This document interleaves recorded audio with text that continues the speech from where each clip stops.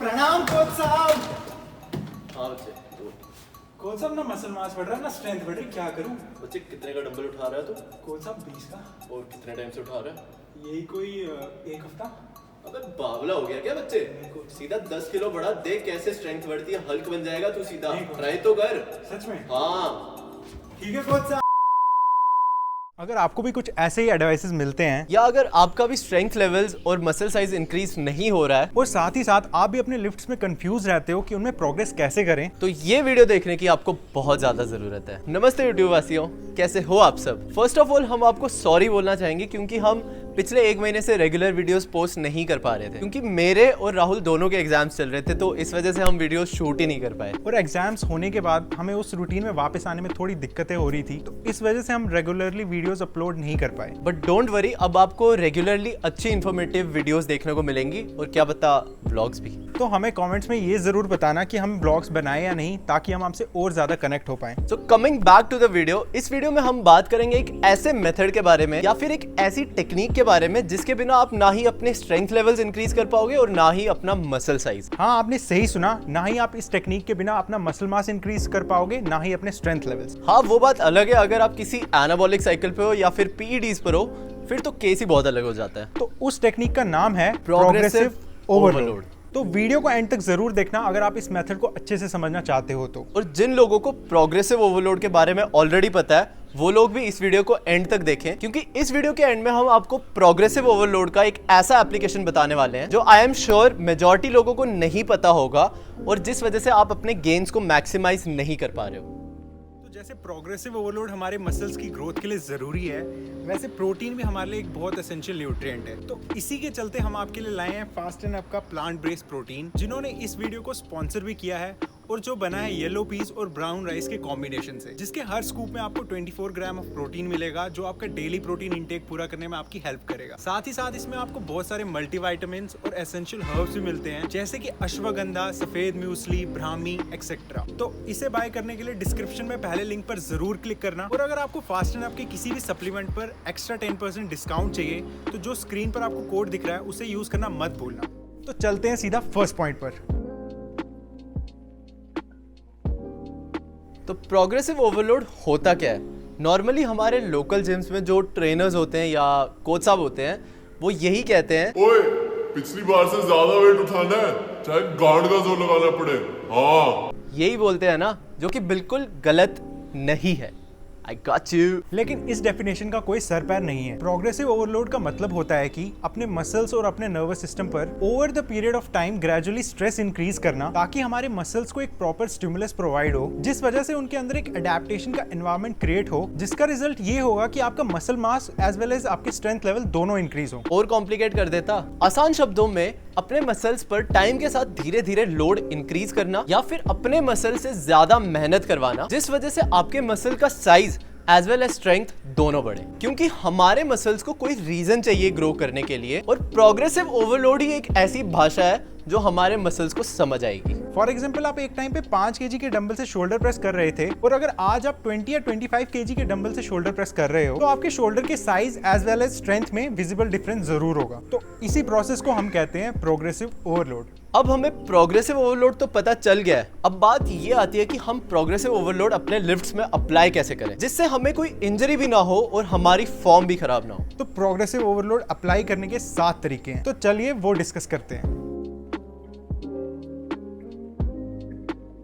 ये एक ऐसा तरीका है जो कमर्शियल जिम्स में सबसे ज्यादा कॉमन है और जिसके पीछे हर लिफ्टर हाथ धो के पीछे पड़ा है, और वो मेथड है अपने लिफ्ट्स में वेट इंक्रीज करना। फॉर एग्जांपल, अगर आप अपने वर्कआउट में 50 kg से बेंच प्रेस करते हो और अपने नेक्स्ट वर्कआउट में आपने वेट इंक्रीज करके 55 kg कर दिया, तो ये एक प्रोग्रेसिव ओवरलोड का साइन है। ठीक है, आई एग्री, ये एक बहुत बढ़िया मेथड है प्रोग्रेसिव ओवरलोड अप्लाई करने का, बट इस मेथड का एक ड्रॉबैक है। वो ड्रॉबैक ये है कि ज्यादातर लोग इतना जल्दी अपने लिफ्ट्स में वेट्स इंक्रीज करना चाहते हैं, जिस वजह से उनका फॉर्म, रेंज ऑफ मोशन और टेम्पो बहुत ज्यादा खराब हो जाता है, और इस वजह से लॉन्ग रन में उनको इंजरी के चांसेस बहुत ज्यादा बढ़ जाते हैं। अब सवाल ये आता है कि हमें ऐसे कौन से मेथड्स अप्लाई करने चाहिए जिससे हमारी फॉर्म भी खराब ना हो और हमें इंजरी भी ना हो। तो वीडियो को एंड तक देखो, आपको आपके सवाल का जवाब जरूर मिलेगा।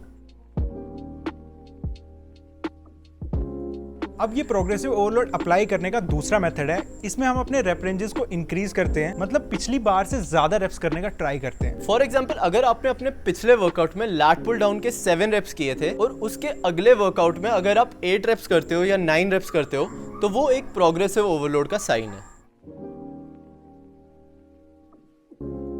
इस वाले मेथड में हम प्रोग्रेसिव ओवरलोड को अचीव करने के लिए अपने वर्कआउट में सेट्स को इंक्रीज करते हैं। फॉर एग्जाम्पल, अगर आप मिलिट्री प्रेसेस कर रहे हो और आपके सभी सेट्स पिछले वर्कआउट के कंपैरिजन में सेम है, मतलब सेम वेट के सेम रेप्स आ रहे हैं, तो इस केस में आप अपने वर्कआउट में सेट्स इंक्रीज कर सकते हो, जिस वजह से आप अपने टारगेट मसल ग्रुप को पिछली बार के कंपैरिजन में ज्यादा वर्क करवा सकते हो। हम पर्सनली इस वाले मेथड के फैन नहीं है, क्योंकि सेट्स इंक्रीज करने की वजह से हमारा ओवरऑल वॉल्यूम बढ़ जाता है, जिस वजह से हमारी रिकवरी डिले हो सकती है।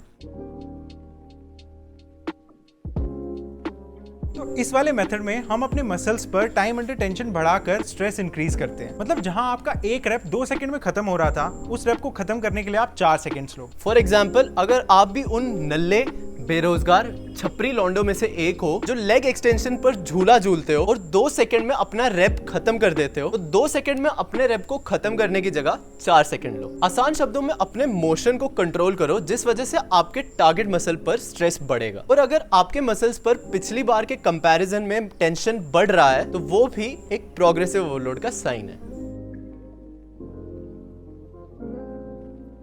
इस वाले प्रोग्रेशन मेथड में हम अपने रेस्ट पीरियड्स को कम करते हैं। मतलब वर्कआउट करते हुए अगर आप सेट्स के बीच में यूजुअली 2 मिनट का समय लेते हो, उसकी जगह अगर आप 1.5 मिनट का रेस्ट लो और अपने अगले सेट की तरफ बढ़ो, तो वो भी एक प्रोग्रेसिव ओवरलोड का साइन है। हम पर्सनली इस वाले मेथड पर इतना रिलाई नहीं करते हैं, क्योंकि हमें लगता है कि सेट्स के बीच में प्रॉपर रेस्ट लेना जरूरी है, ताकि हम अपने अगले सेट्स में भी अपने बेस्ट पर परफॉर्म कर पाए। साथ ही साथ रिसर्चेस से हमें पता चलता है कि सेट्स के बीच एडिक्वेट अमाउंट ऑफ रेस्ट लेना चाहिए, फिर चाहे आपका गोल फैट लॉस हो या फिर मसल बिल्डिंग। अब ये वाला जो मेथड है, इसे सब लोग इग्नोर करते हैं। हम लोग अपना प्रोग्रेशन सिर्फ वेट, रेप्स या सेट्स में ही मेजर करते हैं, बट लॉन्ग टर्म में आपको वेट्स या रेप्स में इतनी जल्दी प्रोग्रेशन नहीं मिलता है। तो उस केस में अगर आपका फॉर्म भी पिछले लिफ्ट के कंपैरिजन में बेटर है, तो वो भी प्रोग्रेस का एक साइन है। फॉर एग्जाम्पल, इस वाली क्लिप में मैं 130 kg से डेडलिफ्ट कर रहा हूँ, मतलब बहुत ही घटिया फॉर्म से कर रहा हूँ, मतलब मुझे ही रोना आ रहा है देख के। लेकिन इसके कंपैरिजन में अगर आप ये वाली क्लिप देखोगे, तो वेट तो सेम ही है, बट फॉर्म बेटर है। मैं ये नहीं कह रहा कि परफेक्ट फॉर्म है, बट पिछले लिफ्ट के कंपैरिजन में काफी बेटर है। तो इससे मुझे समझ आया कि वेट्स में तो मैंने इतना प्रोग्रेस नहीं किया, बट फॉर्म में प्रोग्रेस जरूर किया है। तो हमने आपको वीडियो के स्टार्ट में बोला था कि हम आपको एक एडवांस एप्लीकेशन बताने वाले हैं, तो वो एडवांस एप्लीकेशन यही है। तो इस पॉइंट को थोड़ा ध्यान से सुनना। तो इस मेथड के 2 पहलू हैं जो एक ही थाली के चट्टे बट्टे हैं, जो है आरपीई और आरआईआर। आरपीई का मतलब है रेट ऑफ परसीव्ड एक्सर्शन, मतलब किसी भी सेट की इंटेंसिटी को समझना on a scale of 1 to 10। अब देखो, ये मेरे वर्कआउट का एक क्लिप है जहां पे मैं 130 kg से डेडलिफ्ट कर रहा हूँ और जहां मैंने 4 रेप्स किए। तो यहां अगर मैं आरपी की बात करूं, आसान शब्दों में अगर मैं इस सेट की इंटेंसिटी की बात करूं, तो इस सेट की इंटेंसिटी को मैं रेट करूंगा 7 out of 10। फिटनेस की भाषा में बोलूं तो इस सेट का रेट ऑफ परसीव्ड एक्सर्शन यानी आरपी रहेगा 7 out of 10। मुझे पता है अभी भी बहुत से लोगों को ये पॉइंट समझ नहीं आया है, अगला पॉइंट सुनो, तुम्हें अच्छे से समझ आ जाएगा। अब बात करते हैं आरआईआर की। आरआईआर का मतलब है रेप्स इन रिजर्व, मतलब किसी भी सेट में और कितने रेप्स आ सकते थे फेलियर के पॉइंट तक, ये डिटरमाइन करता है आरआईआर। फॉर एग्जांपल, अगर आप चेस्ट प्रेस कर रहे हो और आपने 40 kg के 10 रेप्स किए जबकि आप 12 रेप्स कर सकते थे, तो ये जो 2 रेप्स का गैप है, इन्हें हम कहेंगे रेप्स इन रिजर्व। आसान शब्दों में, जिस पॉइंट पर आपने अपने सेट को रोक दिया, उस पॉइंट से लेकर फेलियर के पॉइंट तक आप और कितने रेप्स कर सकते थे, उसे हम कहेंगे रेप्स इन रिजर्व। अब एक इंटरेस्टिंग बात बताने जा रहा हूँ, इसलिए ध्यान से सुनना। आरपी आरआईआर का बिल्कुल अपोजिट होता है, बताता हूँ कैसे। अब हम वही सेम डेडलिफ्ट वाली क्लिप लेंगे जिसमें मेरा आरपी 7 था। तो मैंने कहा था आरआईआर आरपी का अपोजिट होता है, तो इस केस में मेरा आरआईआर होगा 3, क्योंकि मेरा आरपी 7 था। इसी तरह अगर आपके किसी और सेट में रेप्स इन रिजर्व 4 होगा यानी आरआईआर 4 होगा, तो उस केस में आपका आरपी यानी रेट ऑफ परसीव्ड एक्सर्शन 6 होगा। आई होप अब आपका आरआईआर और आरपी का कंफ्यूजन क्लियर हो गया हो। अब बात ये आती है कि हम आरपी और आरआईआर को समझकर प्रोग्रेसिव ओवरलोड कैसे करें। तो इसका आंसर ये है कि अगर आपके किसी भी एक्सरसाइज में एक पर्टिकुलर वेट से आरआईआर बढ़ रहा है या फिर आरपी कम हो रहा है, लास्ट टाइम के कंपैरिजन में तो ये भी प्रोग्रेस का एक साइन है। एक और बात, क्योंकि ये थोड़ा सा एडवांस मेथड है प्रोग्रेस मेजर करने का, इसलिए मैं बिगिनर्स को ये सजेस्ट नहीं करूंगा कि वो इस मेथड के अकॉर्डिंग चले, क्योंकि ये सीखने में थोड़ा टाइम लगता है कि आप फेलियर के कितना क्लोज ट्रेन कर रहे हो। मोस्टली बिगिनर्स के केस में मैंने ये देखा है कि वो लोग ये एस्टिमेट ही नहीं लगा पाते कि वो लोग फेलियर के कितना क्लोज ट्रेन कर रहे होते हैं, क्योंकि जिस पॉइंट को वो फेलियर समझते हैं एक्चुअली उसके बाद भी 3-4 रेप उनके टैंक में होते हैं। अब देखो, हमने आपको प्रोग्रेसिव ओवरलोड अप्लाई करने के मेथड्स तो बता दिए, अब बात ये आती है कि इसे अपने वर्कआउट में इंप्लीमेंट कैसे करना है। तो उसके लिए कुछ प्रो टिप्स। तो टिप ये है कि अपने वर्कआउट्स को ट्रैक करना शुरू करो, मतलब उनको लिखो। अब लिखने से हमारा मतलब ये नहीं है कि आप सेट्स के बीच में कॉपी पेन लेकर उसको लिखो। हम पर्सनली अपने फोन के नोट्स ऐप पर अपने वर्कआउट को ट्रैक करना प्रेफर करते हैं। ट्रैक करने से हमारा मतलब ये है कि जिस ऑर्डर में आपकी एक्सरसाइजेस हैं, उसी ऑर्डर में आपको अपने लॉग शीट या लॉग डिस्प्ले पर उसको लिखना है। अब बहुत सारे लोग कहेंगे कि भाई इतना कौन करेगा, ये अलग टास्क दे दिया, बट प्लीज अंडरस्टैंड ये करना जरूरी है, क्योंकि पहले तो हमें यही याद नहीं होता है कि हमने पिछली बार कौन से वेट से कितने रेप्स किए थे, या कितने सेट्स किए थे, या कितने रेप्स रिजर्व थे। दूसरी बात, अगर आप अपना वर्कआउट ट्रैक करोगे तो आपके मन में ऑलरेडी एक गोल होगा कि पिछली बार मैंने 25 kg के 7 रेप्स किए थे, तो इस बार या तो मुझे 8 की ट्राई करनी है या तो 9 रेप्स की ट्राई करनी है। तो उसकी हेल्प से आप ये देख पाओगे कि आप सच में प्रोग्रेस कर भी रहे हो या नहीं।